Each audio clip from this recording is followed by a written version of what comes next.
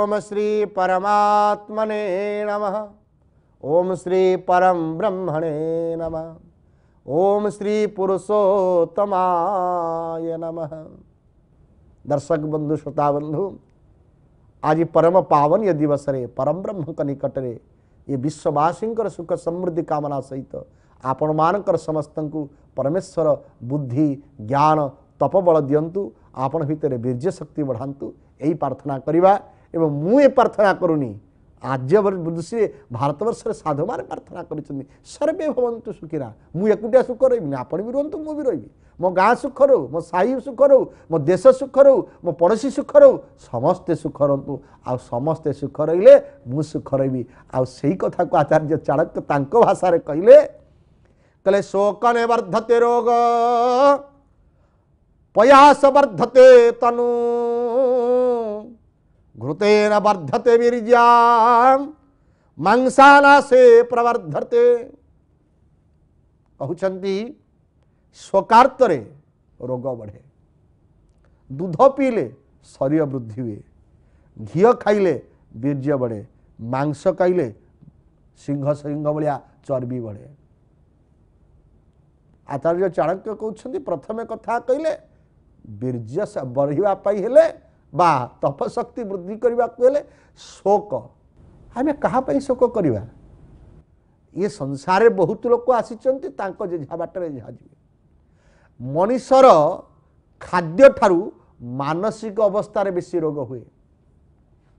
मनीष खाद्य जी न खाई रोग सृष्टि न करे ता मनरू बेसी सृष्टि हुए। आपन जानिछंती बहुत लोग अति नकारात्मक लोक अच्छा सब सबू कथार क्षीय बाहर करवा माने सुगुणटा देखिए आगे तार अपोजिट। मु रास्तार जीवी जे गोटा जंगल को जीवे, जंगल केते वृक्ष अच्छे देखिए, ये जंगल तो बाघ थी कि वृक्ष चंदन वृक्ष देखा बाघ देखा चंदन वृक्ष अच्छी केते सुंदर होती, केते सबुजिमा होती, केते पर्वत होती, या तो बाघ थी कि ते बाघ तर भालू कहीं कथा कहलुनी।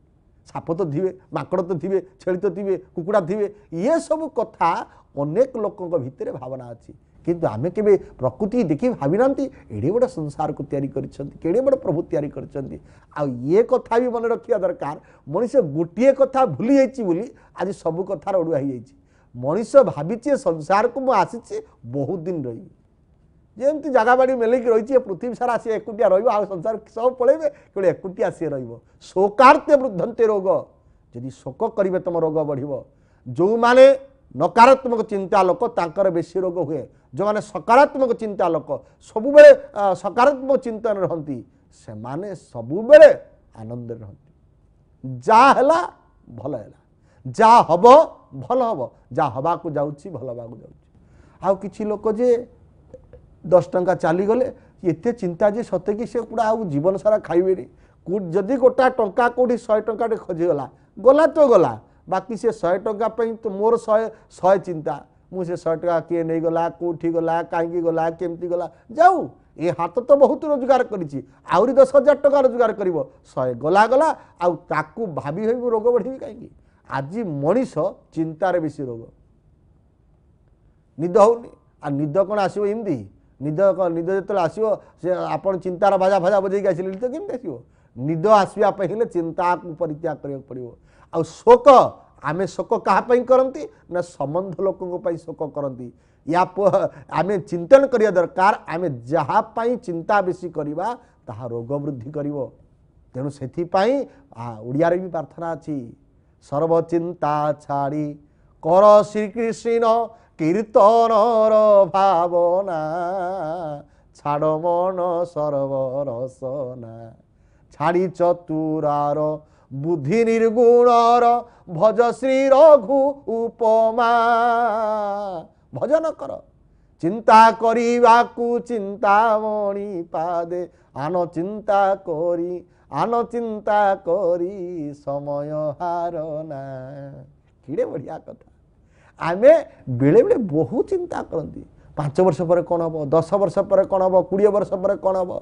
गांधीजी थे LIC करते, LIC गोटे पॉलिसी करते, जने साधु सहित देखागला कहले बाबा जी निज जीवन को भरोसा नहीं, गोटे जीवन को रक्षा करने से LIC कर, परमात्मा पर विश्वास नहीं, भगवान पर विश्वास थिले ये LIC कर आवश्यकता कौन अच्छी हठात गांधीजी भितर मनरे प्रश्न आसला कहला हाँ सत कथा तो अरे मो जीवन प्रति मोर विश्वास नहीं टंका प्रति विश्वास मत एटे बड़ प्रभु सुंदर रूप देले एते शरीर देले सबू देले मु याकू गोटे जीवन को निर्वाह करी किसी टंकार आजिकल लोक निज जीवन को टंका द्वारा बिक्री कर देवा कसी जड़े बापा मरीगले सी बापा ताकर चलीगले बापा किसी पैसा देगले बापार अर्थ देगले किंतु पुओ बाप चिंता करी रोग पड़गला कि बापा तो गले गले दुनियार तो जीवा ध्रुव आम भूली जाइए मुझे रही मत जावाक पड़ोनी शोक कहारी पाई शोक करतुनी आ ये शोक दूरीभूत करने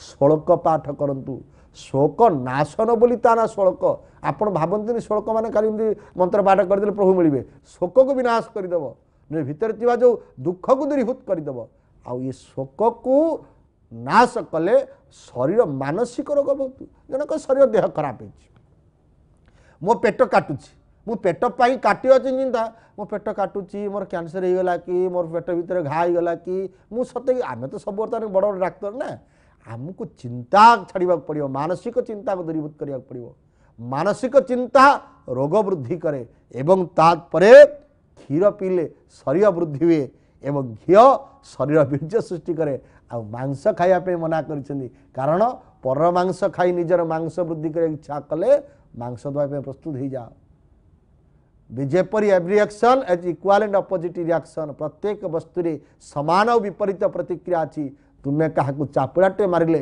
तुमको दुई चापुड़ा थुआ तुम्हें कहारी मांस खाइले तुम मांस कटा हम थया तुम्हें जहाँ छेली को काटुछ तुमको काटिया व्यवस्था हम तेणु सज्जन आशा करी दर्शक बंधु आम घी खाइबा क्षीर खाइबा चिंता को नाश करवा एवं ये चिंता मांस भोजन कले बाघ भाया हिंस्र हो तुम आचार्य चाणक्य कहते तुम मांस भोजन कर हिंस्र हो जाओ ना तुम घृत खाई वीर्य शक्ति बढ़ाओ भारतीय तपशक्ति बढ़ाओ कारण भारतीय गृहस्थ और ब्रह्मचारी एका ब्रह्मचारी नविवाहिक मध्य ब्रह्मचर्य किंतु सही गृहस्थ को ब्रह्मचारी कह जाए जो गृहस्थ गोटे पत्नी एक पत्नी व्यतीत अन्य पत्नी को मातृ सदृश देखे ताकू मध्य ब्रह्मचारी कह जाए ये गृहस्थ ब्रह्मचारी ये बाल ब्रह्मचारी तेणु आशा करी आम मांसाहार न करी घृताहार करवा दुग्धाहार करवा चिंता को विनाश करवा आजिकार कथा को यही रखा जय जगन्नाथ जय जगन्नाथ जय जगन्नाथ।